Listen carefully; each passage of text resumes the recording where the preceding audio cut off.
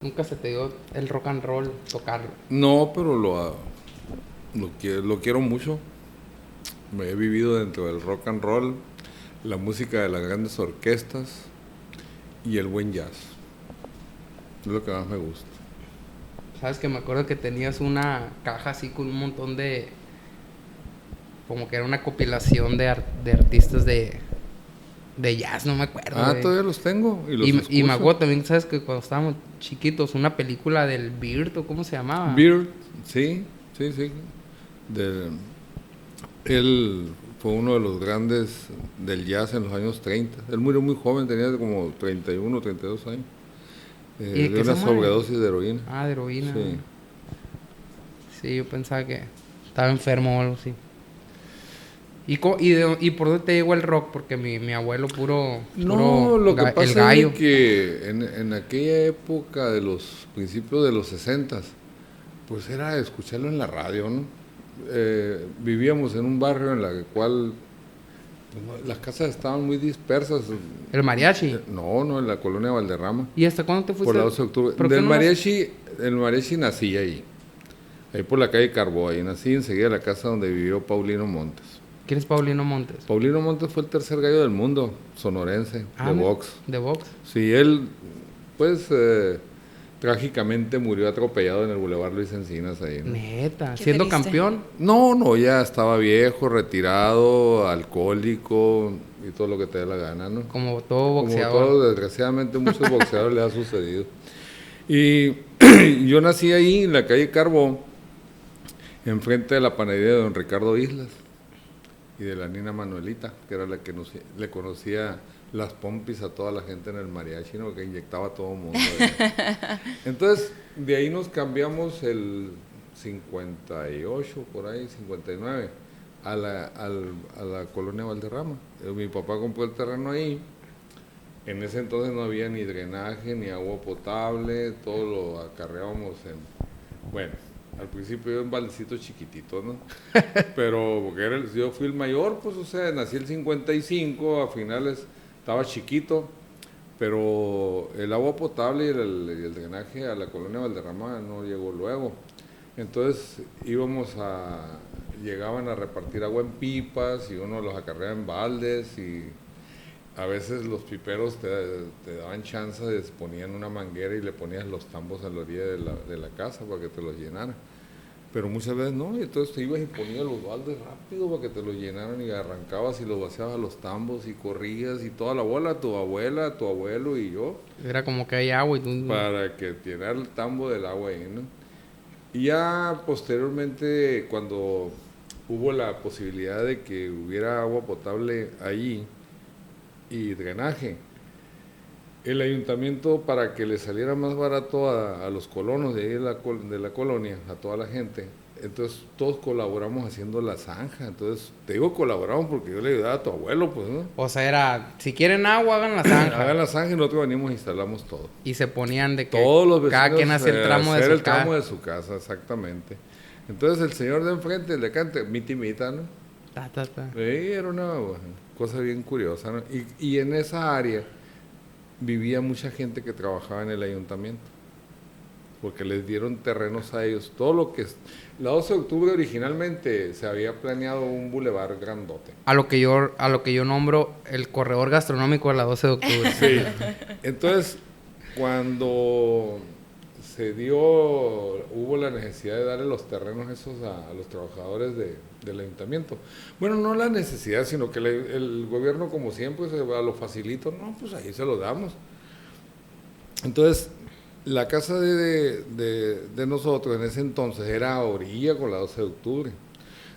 Y pues le dieron el terreno a gente del ayuntamiento. Entonces ya no éramos la orilla, sino que éramos la segunda casa. Okay. Entonces se angostó la calle, por eso quedó angostita, pues, ¿no? Porque fue creciendo. O sea, la 12 de octubre iba a ser una calle ancha como la Monteverde, pues. Anchota desde la calle Nogales para arriba. Entonces la casa donde iban a vivir, en vez de ser esquina, terminó ser la segunda casa. La segunda casa. Y entonces, pues ya empezó a haber luz eléctrica, empezó a Y haber... ahí llegaba el Rocco que... No, lo que pasa es que acuérdate que en las estaciones de radio antes eran de onda corta, los radios eran de onda corta. No existía la AM y la FM, era onda corta. Y podías con un radio de onda corta escuchar estaciones de radio muy lejos. Entonces en la noche, que era cuando más con mayor facilidad podías captar las ondas hertzianas, te ponías a moverle el radio, pues, y oías estaciones de radio de Estados Unidos, muchas. Y oías la W, la radio de la W de la Ciudad de México, que transmitía para toda América Latina. Y lo oías en la noche también, se oía clarito todo. Y muchas estaciones gringas, entonces yo tenía un radito y en eso escuchaba la radio en la noche. Pues, o sea, mi papá y todos tenían radio y en la noche uno iba y le movía a ver qué escuchaba. Tu bisabuela decía, ya están los gringos ahí hablando, decía, aunque estaba oyéndolos hablar en inglés, pues, ¿no? En la noche. Y oían mucho, todo el mundo, en los pueblos de la sierra. En la noche era clarito que escuchaba las estaciones norteamericanas.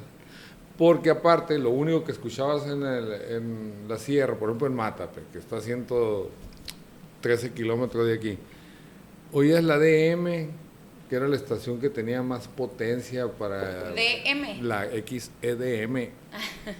Entonces en la XEDM, pues ponían música mexicana variada, no había música en inglés ahí, era música mexicana variada, de todos pelos.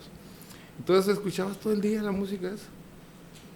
Y ya después empezaron a ver XCDL, XCBS, pero no todas se escuchaban con claridad durante el día para allá. En la costa de Hermosillo, por ejemplo, era muy común que escucharan la XCDL, había un programa, o la XCBS, algo así. Había un programa que se llamaba La Hora de la Costa, empezaba como a las 5 de la mañana. La Hora de la Costa. La Hora de la Costa. Antes de que se me olvide, miren, les traje un pequeño recuerdito de Sturgis. De Sturgis para que pongan ahí su cafecito, su chocolate, su agua austral de fresca. Patagonia. Entonces, es para que les quede algo de este maravilloso viaje que hicimos mi hermano y 2 amigos más a Sturgis, Dakota del Sur. Sturgis, y a ver, yo quiero que me cuentes todo porque yo no sabía que existía para empezar nada de eso. Sí sabíamos. No sabíamos. Es que cuando fuimos a Michoacán, conocimos a un canadiense que andaba en moto. Órale. Y dice, no, y yo le conté, mi papá también anda en moto. Y de hecho va a ir a un lugar allá por Estados Unidos, por Dakota. Sturgis. Así Sí. yo, lo conoces, dice, todo mundo que andamos en moto sabemos que Miren, es Sturgis. es el lugar El West. donde más gente se reúne una vez al año en motocicleta. Okay. Es el lugar más famoso del mundo. En Estados Unidos hay otro lugar donde se juntan muchas motocicletas, que es Tampa, Florida, ¿no? Pero el lugar donde más gente va, inclusive pues lo vimos norteamericanos, es Sturgis. El motivo, causa y razón, exactamente no lo sé, ¿no? Pero se lo mandé, le mandé un video a mi ¿Sabes que Alan para que lo leyera. Estaba leyendo... Haz de cuenta que era un vato que tenía una empresa de hielo. Iban a los lagos y cortaban cubos de hielo y los apilaban y los guardaban acá toda la temporada. Y en el verano, pues la raza necesitaba hielo para porque eran como refrigeradores que les ponías el cubo de hielo para aguantar la comida. Entonces, cuando era la Gran Depresión acá, pues dijo, pues por más que esté jodido la economía, hielo siempre va a necesitar la raza. Entonces, Sí. él bien tranquilo. Y de repente empezó a salir un periodicazo de refrigeradores eléctricos. Y el vato, no, va a valer queso todo. ¿Hace cuánto fue esto? En los 30 en la depresión. De hecho, él, cuando empezó a hacer todo el movimiento eso, fue en 1936. Entonces, como dijo, tengo que diversificarme. Y entonces, su idea fue, pues, como que andaba en moto, pues le gustaban las motos. Entonces, el plan del vato fue poner una agencia de motos y puso una agencia de la Indian ahí. Entonces puso la agencia de la Indian, pero no se le vendían tan chilo. Entonces creo que en una ciudad ahí grande, no sé cuál, pero una ciudad grande se dio cuenta que los de la Harley tenían un club de motociclistas. Entonces lo que empezó a hacer fue el vato hacer un club y luego, oye, pues vénganse a juntar aquí. Y entonces como que la gente pues Iban y... Pues iban y querían estar ahí, pero pues no tenían moto, entonces pues compraban motos, ¿no? Y ya, entonces empezaron a comprar motos. Y ya cuando todos sus amigos y todo el mundo andaba endiosado ahí con las motos, pues Sturgis ahorita tiene 6,000 gentes. Entonces imagínate en ese entonces. Pues se acabó el vato ya no tenía quien venderle las motos. Y dijo, pues ¿cómo lo voy a hacer? Y creó un rally, por eso se llama Rally de Sturgis. Y el rally era una carrera así como alrededor de tierra, ¿no? Así, y ya pues convenció raza y ya fueron al otro año más raza, hasta que después fue como que, ok, pues son las carreras, pero aparte vamos a poner tal música tal día. Tal. O sea, vimos un video, ¿no? Sí, el año pasado o algo así. No vieron el video que les mandamos, unos chiquillos. ¿No lo enseñaste? Sí, el de fotos y así. Sí. No, pero había uno como de más videos, que era como una recopilación de videos que parece festival y... O sea, hay muchísima gente, hay conciertos, hay todo. Lo que pasa es que el evento dura una semana. Pues, ¿no? 10 Casi días. nada. Lo que dura una semana. Nosotros nos fuimos a pasar los últimos 3 días del festival. O sea, estuvimos allá jueves, viernes, sábado, el domingo se terminó y nos vinimos. El concierto que se da, hay de todo. Estuvo Styx el miércoles allá. ¿Es en serio? Sí. Sí, Top, creo que también. Top, y hubo muchos grupos. Ajá. El evento no nada más es en el pueblito de Sturgis, que como dijo él, son 6,900 habitantes. Ok. Es un pueblito en la que vas a ver, llegando por el lado que llegamos nosotros, que fue de Wyoming, ves ahí el letrerote, Sturgis, todo el mundo nos tomamos fotos ahí. Y ves las agencias de motociclistas. De hecho, luego ves la de la India, ¿no? Ves Honda y... Muchas marcas. Muchas marcas. Es el paraíso de los choppers. Sobre todo las motos norteamericanas, ¿no? Sí. Que son la Honda y la India, son las principales. La Harley Davidson. La Honda es japonesa. Perdón, Harley Davidson y la India, ¿no? Y ves una multitud de motocicletas. Se calcula que hace 2 años tuvieron 800,000 motos. Todavía no ha salido la cifra de las que fuimos este año. Pero han de ser más, ¿no? Sí, pero por ejemplo, nosotros nos llamaba mucho la atención que mientras íbamos en el camino, nos empezábamos a encontrar muchos motociclistas que venían ya de regreso. Porque hay gente que fue desde el principio y estuvo los primeros 2, 3 días, y otros que llegaron después, y otros que estuvieron toda la semana, ¿no? Llegan en trailers, pero super trailers cargados de motocicletas, y llegan en los ranchos vecinales. Ves motos desde mucho terreno antes de llegar a la ciudad. Ves acampando gente en los ranchos y ves muchas motos. Te paseas a los pueblitos aledaños. Haz de cuenta que tienes Hermosillo, tienes San Pedro, tienes la costa de Hermosillo, un montón de pueblitos alrededor, más chiquititos todavía, de 10 habitantes, 50 habitantes. Y que ahí se quedan muchos de los motociclistas. Entonces, en algunos lugares hay bares grandes con escenarios grandes y venden muchos productos del mismo evento, pues, ¿no? Camisetas, gorras, pins, estas cositas que les traje, muchas cositas. Entonces, en los bares, ¿qué sucede? Pues hay música. Y cheve helada. Muy importante. Cheve helada. Y luego en las afueras, así hacen alrededor, muchos mercaditos de comida, de diversos tipos de comida.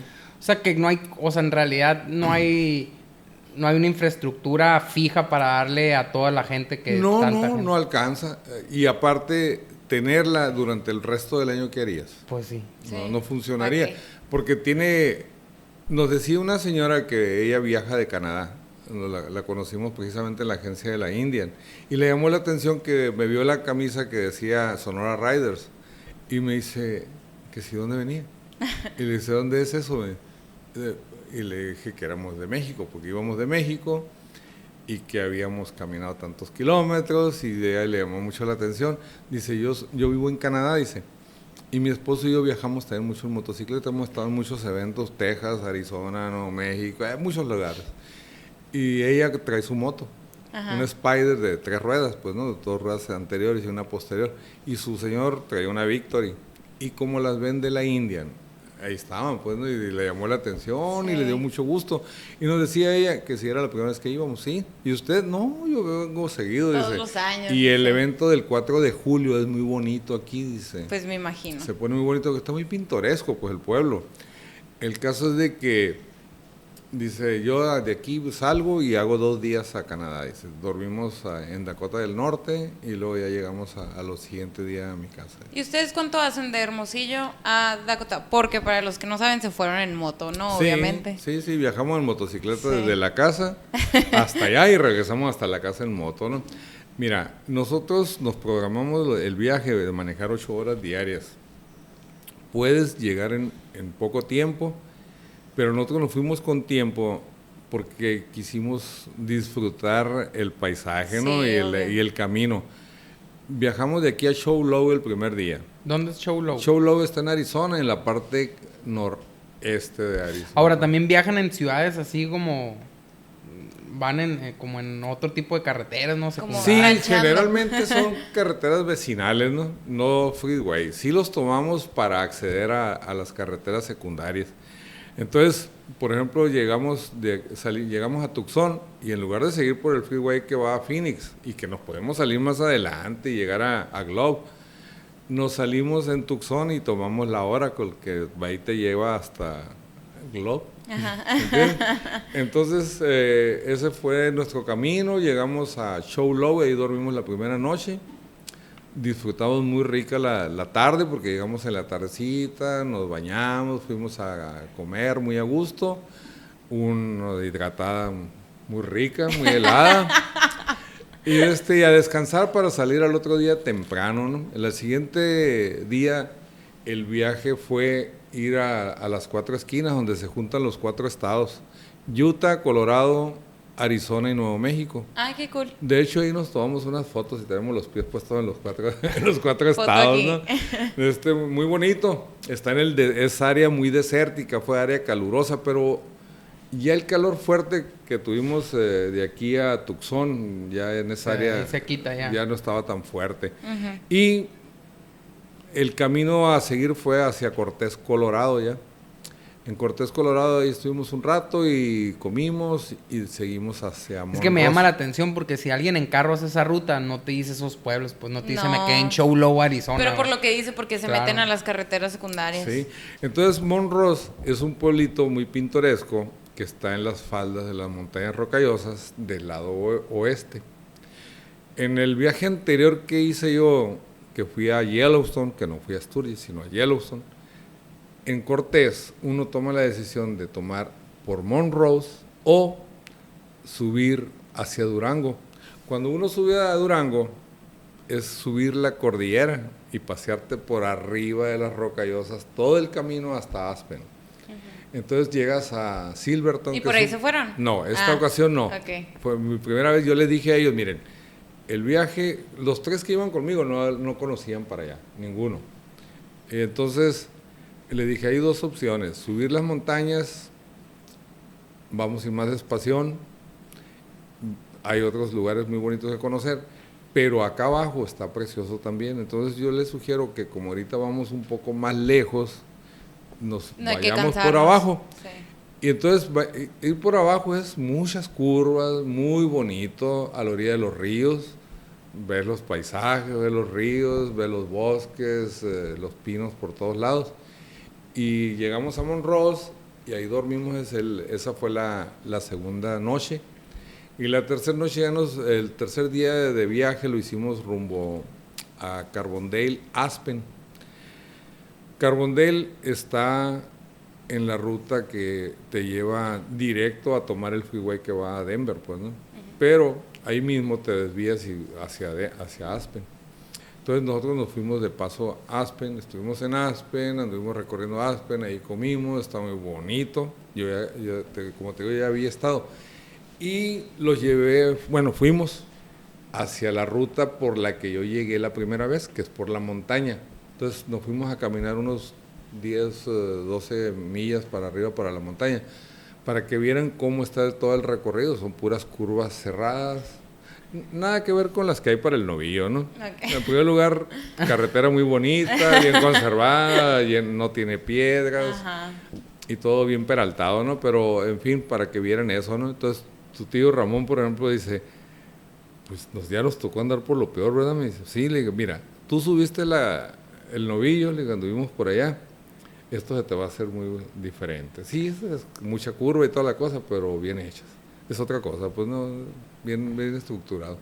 Dormimos en Carbondale y al siguiente día, que ya fue el cuarto día, bajamos de ahí hacia Denver y llegamos a Vail, que está en la carretera, en la orilla de la carretera que es la 70, la autopista 70. Pues vamos recio, ahí corres a 80, 90 millas en la moto y vas viendo el río al lado y ves el montón de gente que anda en las balsas que los traen ahí paseando y les cobran un dineral, ¿no? por la tortura de ahí. Y llegamos a Vail, muy bonito lugar, precioso. Estuvimos recorriéndolo nada más y nos seguimos a Frisco, que es el pueblito que sigue también de donde hay campos de esquí, pues, ¿no? Y ahí sí estuvimos buen rato, ahí comimos, anduvimos, ahí conocimos a un grupo de australianos, eran como 15 señores, ya mayores, todos así de mi pelo, ¿no? De 60 años, morritos, 60, 65 años, que venían desde Australia y habían rentado Harley Davidson en Las Vegas. Ahí rentaron sus motos, ya las tenían todas contactadas y entonces iban a dejarlas en Chicago.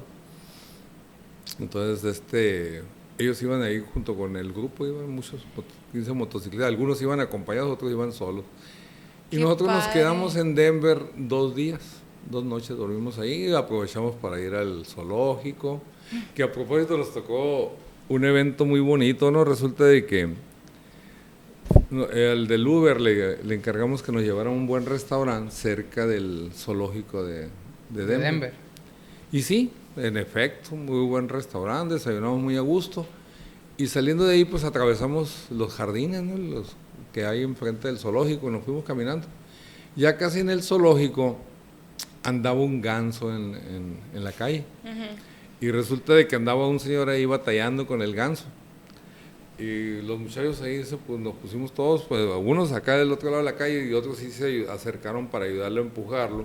Como arrearlo el ganso. Arrearlo y levantar el cerco para pasarlo para el otro lado del cerco. Pues resulta que ya lo metimos ahí el ganso y nos seguimos caminando al zoológico. Llegamos y nos pusimos a hacer cola para pagar los boletos. Y llega un señor y nos dice, discúlpenme, y nos habló en español de volada, ¿no? Dijo, pues ¿qué no soy yo? ¿Qué no? Disculpen, ustedes son las personas que andaban ayudándonos con el ganso, ¿no? Muchas felicidades, les queremos agradecer. ¿Son 4 ustedes? Me dice, sí. Aquí están los boletos de entrada. Nos regalaron los boletos de entrada. Por ayudar con el ganso. Sí. Pues resulta de que, pues sí, ya pues, entramos, nos tomamos la foto ahí con el boletito y toda la cosa.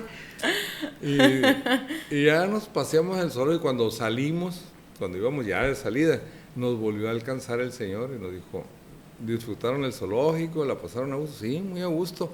Y yo me llamo Manuel, estoy a sus órdenes cuando se les ofrezca y no saben lo que les agradecemos el que hayan hecho eso y se queden detenidos los carros, que no haya pasado un accidente ahí. Qué lindos. Pues muchas gracias, le digo. Y nos la pasamos muy a gusto, fuimos a conocer, estuvimos en el Coors Field y en La Milla.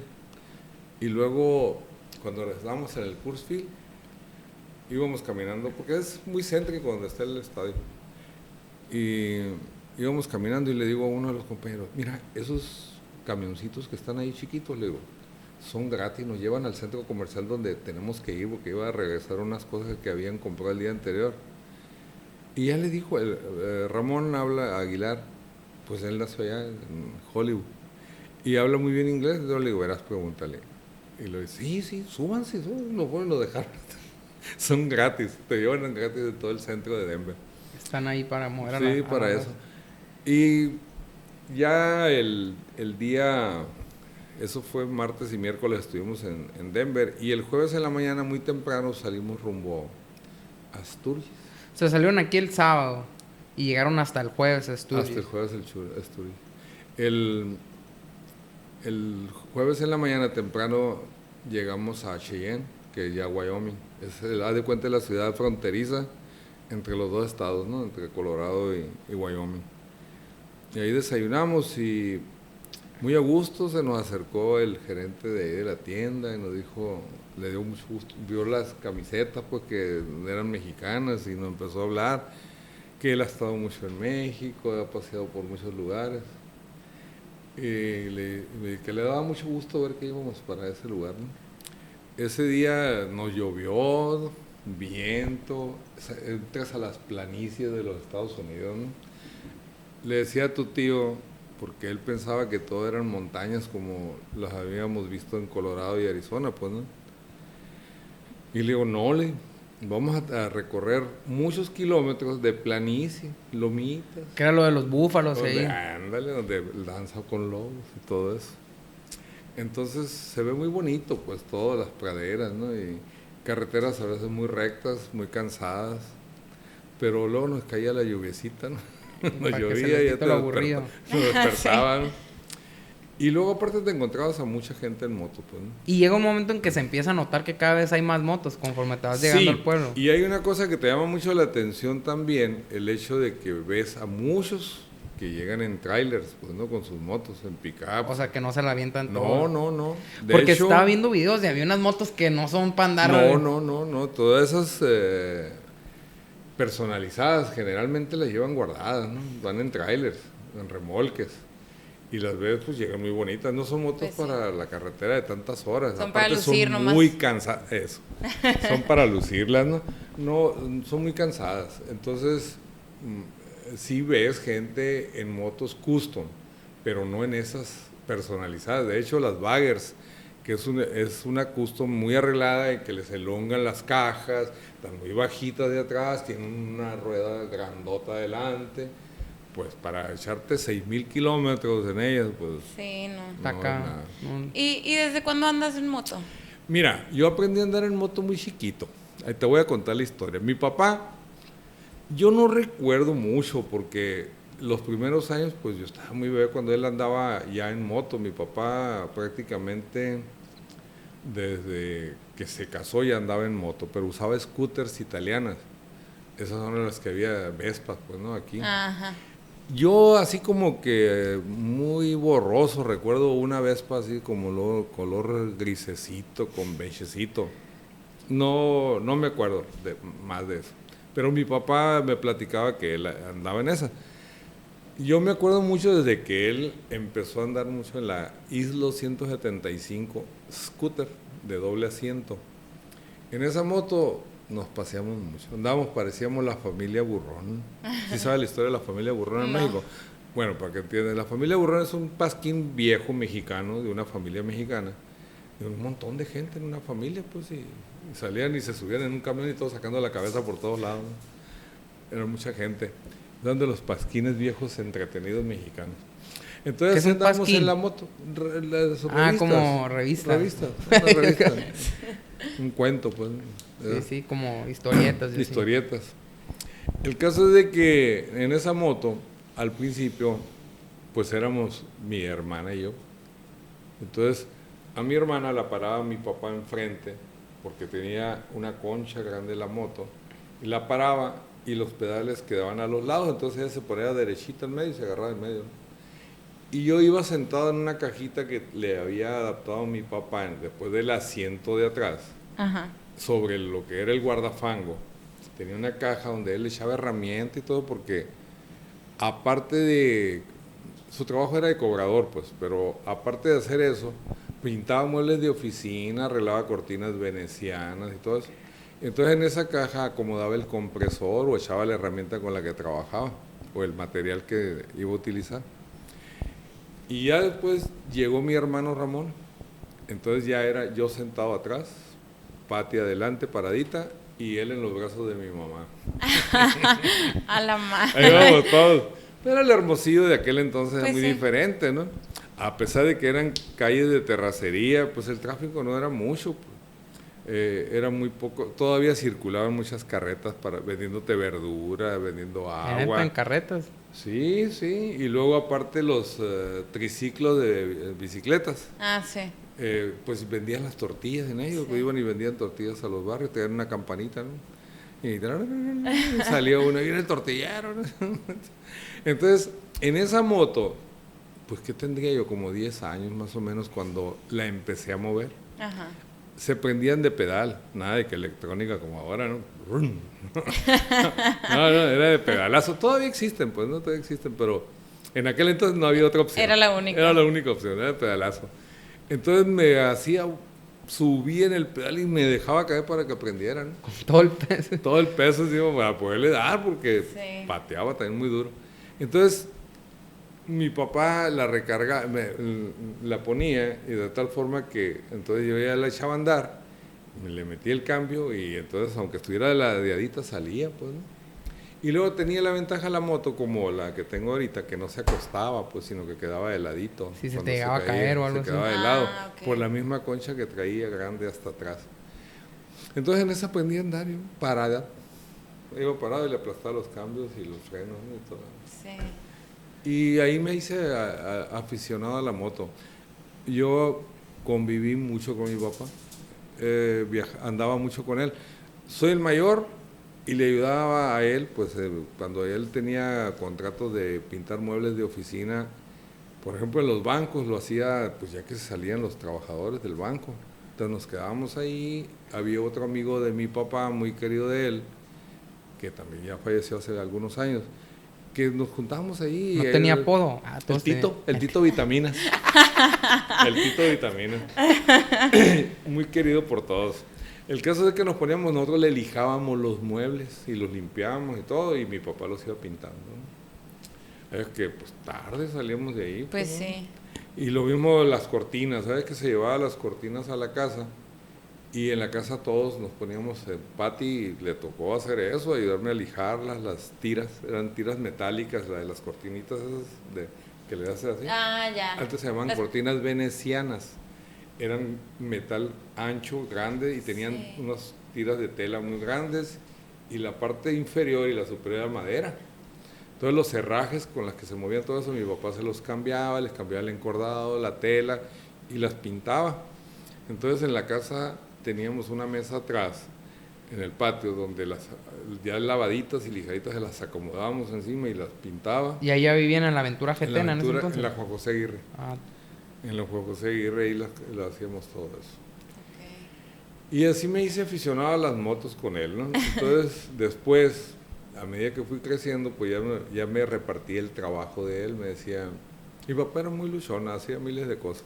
Entre ellas sí, traía fayuca y vendía ropa, entonces yo iba y le cobraba a los clientes de él porque se la vendía en abonos, pues, ¿no? Sí. Y me pagaba un porcentaje, me dice, te voy a dar el 10%, ándale. Y yo iba y cobraba al mediodía cuando él llegaba a comer. Yo llegaba de la escuela y entonces agarraba mis tarjetitas y me iba y cobraba. ¿Y tenían la misma moto esa? No, ya para entonces tenía él una Carabela 200. Cuando ya vivíamos también en la Aventura Getena. En 1970 nos cambiamos a la Aventura Getena. ¿Y cuándo te compraste tu primer moto? En el 2004. Te voy a contar la historia. Mira. Okay. Cuando yo me fui a estudiar medicina, ya mi papá se había deshecho de las motos. Uh-huh. Entonces me había comprado una moto Carabela 350.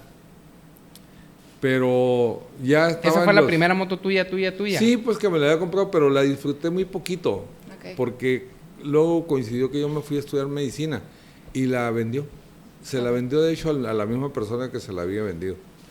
O sea, porque prácticamente no la usé, pues, ¿no? Muy poquito tiempo y luego ya me fui.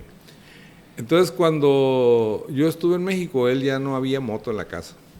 Y ya él se dedicaba a cobrar en el carro. Y se llevaba a los gemelos con él, ellos le ayudaban. Ya cuando yo me fui, ellos fueron los que le ayudaban. Y entonces no hubo moto ya. Regreso, termino el internado, termino el servicio social, me casé, nacieron ellos. Y un día me dijo mi papá, ven para acá, me dice, quiero hablar contigo, me dice, y quiero pedirte un favor nada más. ¿De qué se trata, papá? Ya sabes lo que usted diga. Bueno, lo único que te quiero pedir es que por favor no vayas a comprar moto hasta que los muchachos crezcan. Me quedé callado y yo le dije que sí, que yo iba a hacer lo que él decía. Él siempre fue muy cumplido con nosotros, yo no podía poder quedar mal con él. Pues sí. Y no, perfecto, le dije.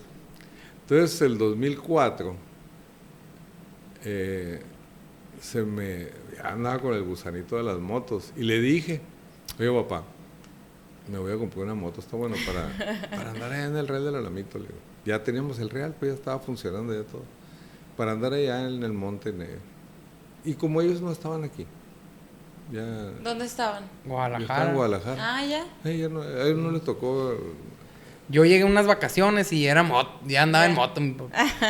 Pero lo raro es que todo eso de que mi abuelo lo hizo que no se comprara moto y Nadie supo. Lo tenía bien. O sea, nadie sabía que... No tenías por qué saber, pues. Sí, pues nadie sabía que a mi papá le gustaban un montón las motos, que habían dado toda su vida en la moto, que tuvo moto antes de... Anduvo en moto hasta que se fue a estudiar, pues, ¿no? Sí. Enriqueta no estaba enterada de nada de eso. ¿Ah, no? Ella le llamó la atención cuando le dije que iba a comprar una moto. Pero ella también anda, ¿no? Sí, pero te digo, no sabía. Yo nunca hice ningún comentario, además no compraba ni una revista. Nada que me relacionara con las motos. Qué raro. El caso es que compré la moto esa y para ese entonces nosotros teníamos yendo como unos 5 o 6 años un grupito de médicos cada febrero o principio de marzo a Las Vegas. Ajá. Y en uno de los viajes que fue a principios del 2005, uno de los médicos pues me dice, fíjate, Ernestito, me dice que dejé la moto en la Yamaha, dice, a ver si la venden, dice. Ah, sí, la va a vender, Tomás, sí, la va a vender, ya me compré la negra Tomasa, dice, ya me la trajeron, dice, ahora voy a vender la moto, dice. Y el doctor Enrique Romero, con el que él ha estado trabajando ahora, le dice, ya déjate de cosas, Tomasito, dile al Ernestito que se la quieres vender, güey, que quieres que se quede con ella, dice. Y luego le digo, ay, no, ¿y cuánto quieres por ella? No, pues, tú dame 80,000 pesos por ella, me dice. Y luego le digo, hijo, lo más que ahorita no tengo, me dice, no te mortifiques, Ernestito, le dice el Enrique. A mí el Tomasito también me debe y dice, no me lo va a pagar, no lo ando pagando, dice. Quédate con la moto y le pagas cuando puedas, dice. El caso es que cuando regresamos del viaje, haz de cuenta que llegamos el lunes. Viaje. No, un viaje que hicieron a Las Vegas. Tenía la moto, pero una moto chiquita, Okay, 125. okay. La 150, la que está ahí en el Real del Alamito, la negra, de enduro. Entonces, llegamos el lunes aquí y el martes de la noche, pip, y pip, ya salí. ¿Qué pasó, don Tomasito? Te traigo la moto. Y me dejó la moto ahí, ya desde el 2005 no me bajó la moto. Ya he hecho muchos viajes con él primeramente, con él salí los primeros viajes aquí a la sierra y luego fuimos para... Que era la Goldwing dorada. La dorada, era 1998. El año, Y motor 1500, Y de esas viajé, fue la primera vez que fui a Yellowstone, fue en ella. Y luego fui a Las Vegas varias veces, recorrí la Baja California en ella, ya con la Enriqueta. Ajá. ¿Sí?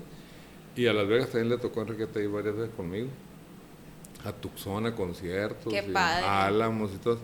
Y ya después se la vendía a mi casi hermano, al Tito. Y yo me quedé con esta que tengo ahora. Pero, y mi tío también ya la vendió, ¿no? Y sí, trae otra. ya trae otra. Es que a mí me da risa cuando iba... Los viernes se juntan a desayunar.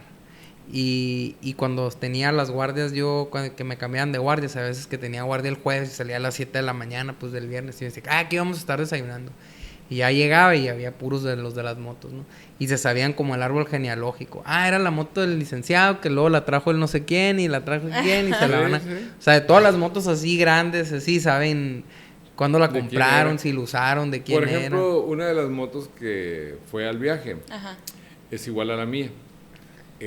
Originalmente fue de Miguel Ángel, que le decimos Chilolo, es veterinario él. Y y él se la vendió al doctor Pesqueira. Y el doctor Pesqueira se la vendió a Mario, pues, al primo.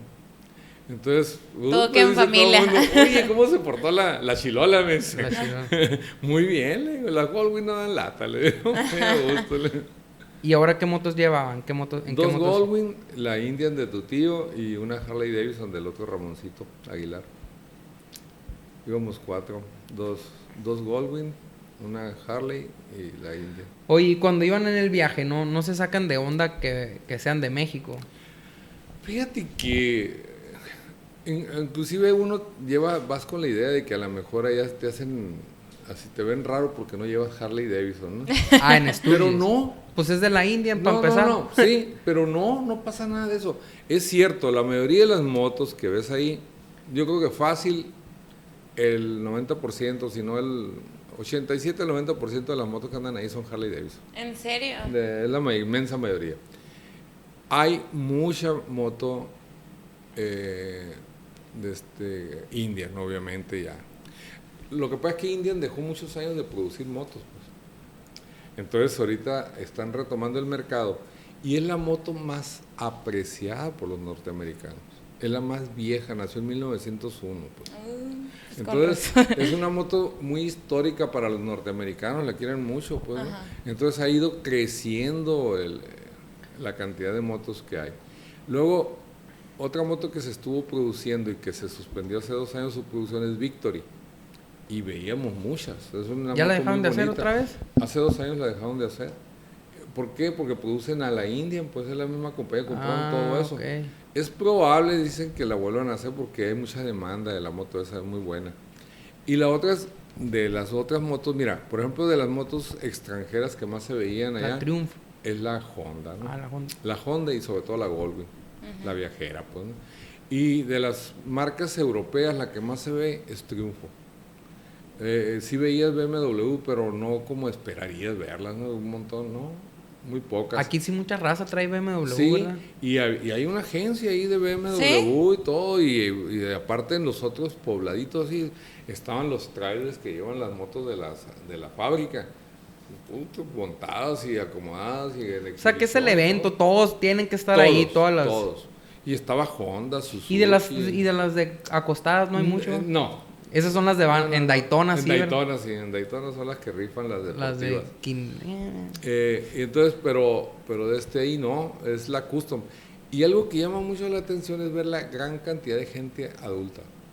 Van muchas mujeres adultas, ya mayores en moto, ellas, manejándolas ellas, de 2 ruedas y obviamente de 3 ruedas las señoras más mayores, muchas. Mucho señor muy mayor en moto y que han ido a muchos eventos. Nos tocó conocer ya cuando veníamos de regreso un señor que venía desde Connecticut y andaba festejando su jubilación.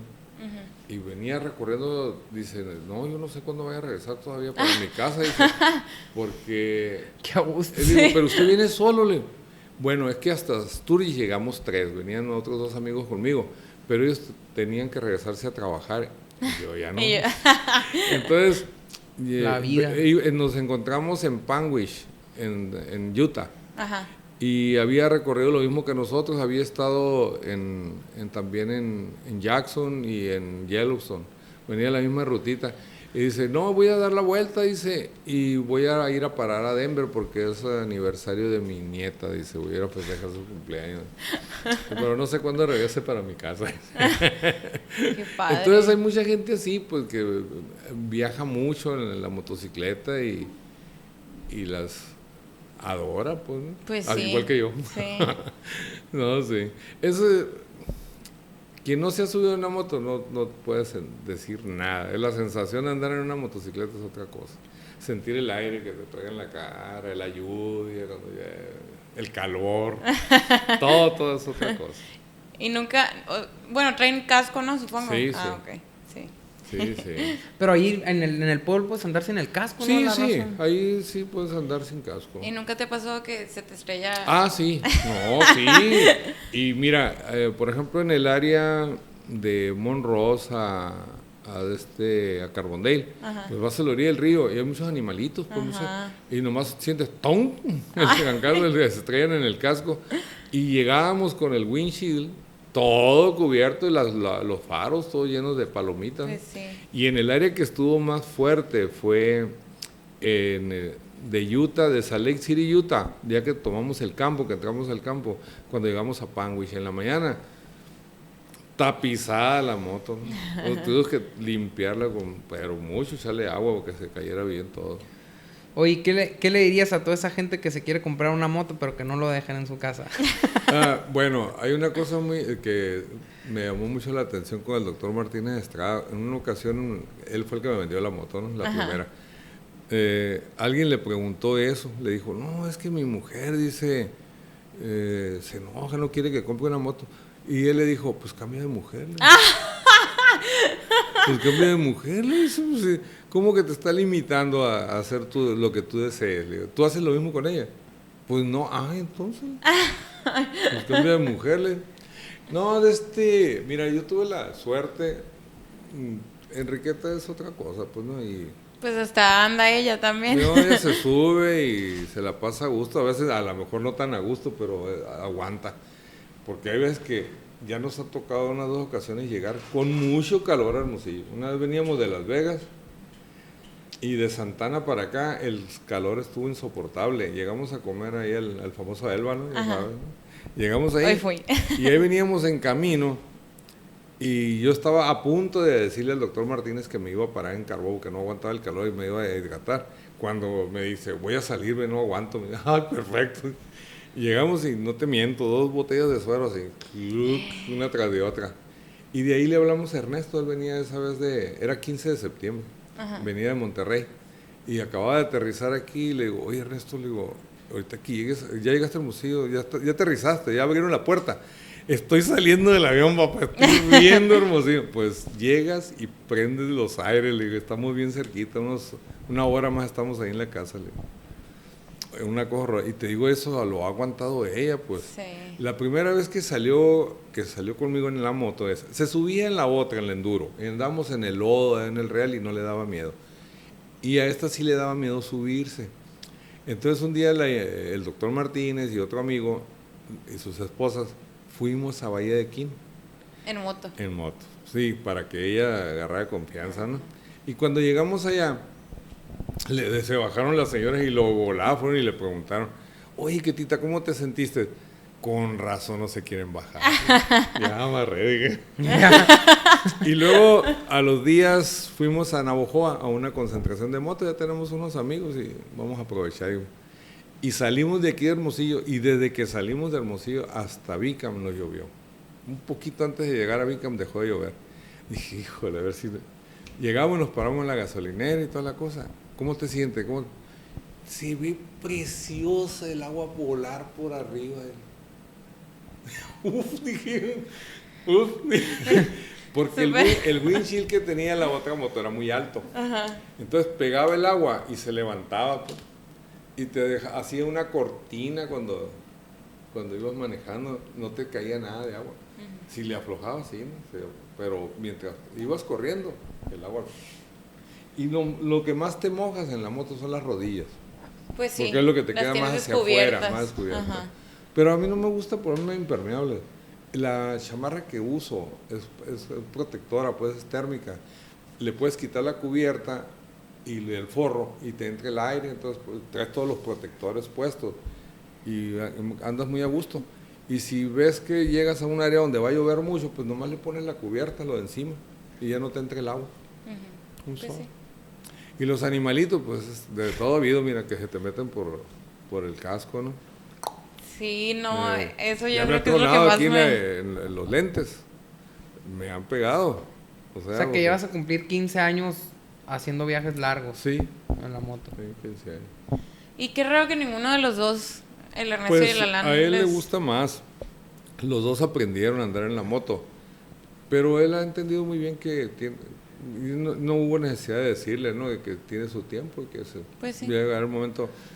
Mira, ahí en el grupo de nosotros hay 2 nada más que tienen arriba de 40 años, poquito menos de 50. La mayoría son gente de 55 años para arriba. ¿Sabes que el otro día llegó un representante y luego, no, pues todavía no vuelve su papá, ¿no? Porque saben todos que se fue a las motos, ¿no? Y luego, ¿y usted, Doc, para cuándo va a comprarse la moto? Y no sé qué. Le digo, primero mi primer meta es cómo hacerle para no tener que ir a trabajar sábados y domingos salir.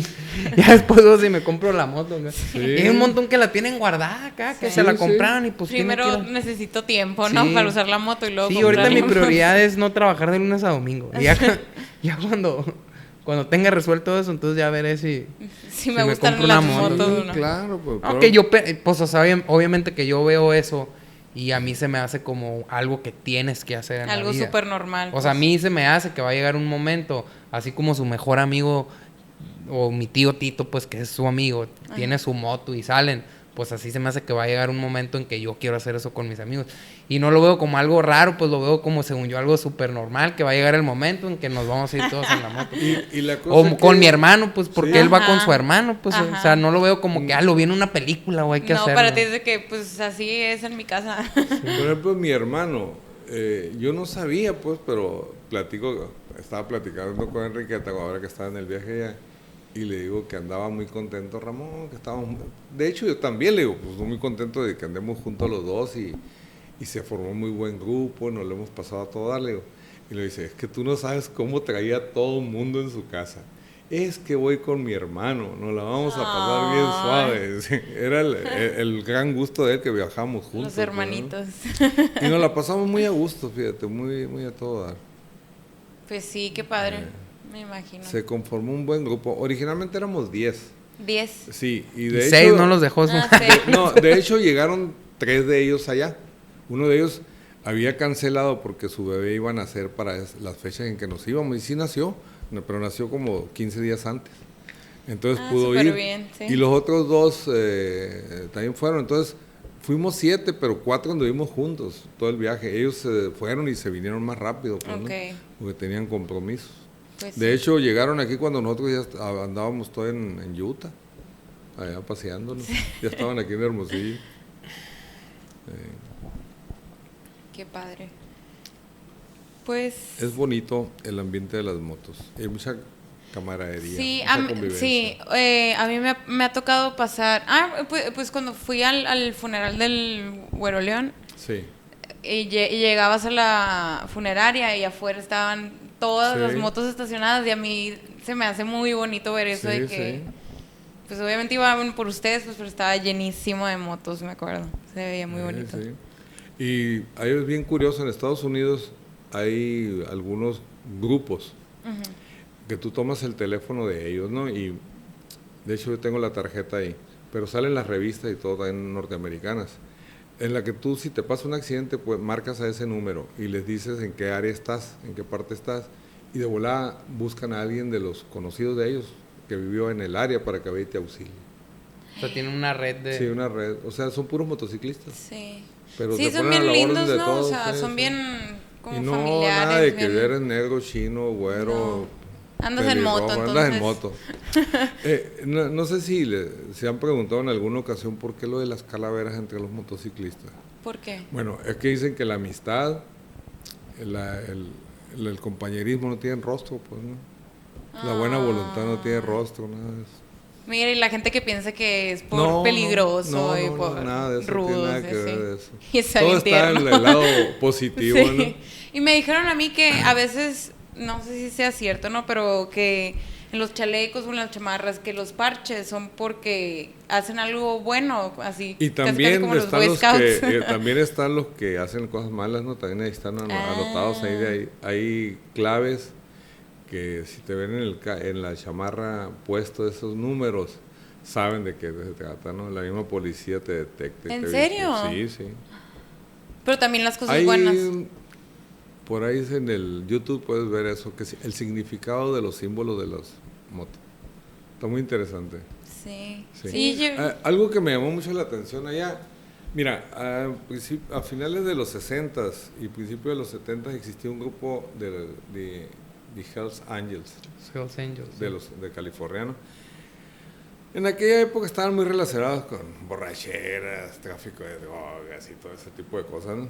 Bueno, pero ahora me llamó mucho la atención verlos allá y con sus puestos de venta de camisetas, gorras y todo eso para niños en hospitales, en casas de asistencia, en orfanatos y todo eso. Todo el dinero de lo que venden ahí es para esos niños. Hay un grupo... O sea, ahí así una tienda de los Hells Angels. Sí. Y pum, y todo. Ahí pegadito, rentaron la casa esa, haz de cuenta, el cuartel de los Hells Angels, y afuera las mesas con sus carpitas donde estaban vendiendo los productos. Y gente de todos pelos. La mayoría gente mayor, ¿eh? Como te digo, llama la atención que ven mucha gente. Se reivindicaron ahí. Y qué raro, ¿no? Porque piensas de que, o sea, te dicen moto y piensas en alguien joven nomás. Lo que pasa que te digo, sí, pero se trae esa cosita colgando desde esos años. Pero aparte sí hay grupos que se dedican a delinquir, ¿entiendes? Por ejemplo, hay un grupo en California que se llaman Los Mongoles, de San Diego y Los Ángeles. Tremendo, se dedican al narcotráfico, a la delincuencia y hacen de todo, ¿no? Pues es donde te compramos la camisa, en el Cook's Corner, esa donde es como una carretera lateral ahí en Orange County. Y haz de cuenta que los domingos se llena acá y se separan acá y llegan los mongoles, está bien hay grande. Muchas pandillas. Y ya se agarra y hay en todos los estados de los Estados Unidos. Pero a esos eventos no los ves, pues, a esa gente. Y luego, aparte, la policía vigila mucho. Había muchos policías vigilando. No se meten a menos que andes haciendo algo. Se van y te llaman la atención, ¿no? Nomás están ahí vigilando, que haya orden. Y el tráfico y todo, muy cuidado. En la carretera llama mucho la atención desde que sales de Denver, por ejemplo, los anuncios luminosos de la carretera. El anuncio era: conduce con cuidado, te encontrarás a muchos bikers. ¿No? Dirigía a los automovilistas. Sí. Pero también había anuncios dirigidos a los motociclistas. Vas a divertirte, que tu diversión sea sana, cuídate, maneja con cuidado. Así, pues un montón. Sí. Y todo el camino, y lo mismo todo Wyoming, parte de Utah, había esos anuncios. Nosotros nos paramos y los veíamos, pues, ¿no? Que todavía... Sí. Pero en general la gente es muy respetuosa con los motociclistas. Qué padre, qué bueno. Muy bien. Pues sí, si no están si no están haciendo algo malo, no pues tienen por qué. Les han de levantar ahí la economía. No, la economía, imagínate, pues sí, no sé, ya empezaron a salir videos ahí, pero no ha salido todavía la cifra de los que estuvimos este año ahí. Pues nomás, ustedes rentaron una casa. De Airbnb. Sí, nosotros no pudimos conseguir hotel desde hace un año. No conseguimos, entonces se consiguió la casa a través de me imagino que ha de ser gente que la renta esa semana, vámonos a la chingada de aquí una semana. Y la señora que nos rentó nos dejó qué flojera. Cerveza, nos dejó muchas cosas en el refrigerador y todo ahí nosotros lo repusimos todo, ¿no? Dijimos, y dejamos todo muy limpiecito. Pues seguramente cuando salga este episodio sí vamos a saber, entonces hay que poner la cifra. Aquí. Entonces, la cantidad que fue. Sí. Porque te digo, es una semana, 10 días en las cuales hay mucho movimiento de eso. Sí. Pues muchas gracias por venir. Muchas gracias por su invitación, me la pasé muy a gusto. Qué bueno. Espero que les haya gustado. Sí, muchas gracias, me encantó. Es un pequeño recuerdo. No, es súper padre. Viajar en moto no se puede traer muchas cosas. Son puras cosas pequeñitas. De hecho, pues esa camiseta le traje y el Matías. A mi esposa. Ya viste la de Matías. Sí, ya. Le traje a mi esposa igualita que la mía y a Ernesto también de manga larga. Y a Daniela y a él les traje también sus portavasos. Son muy padres. Muchas gracias. Sal y vale. Gracias a ustedes por la invitación. Fin de la transmisión.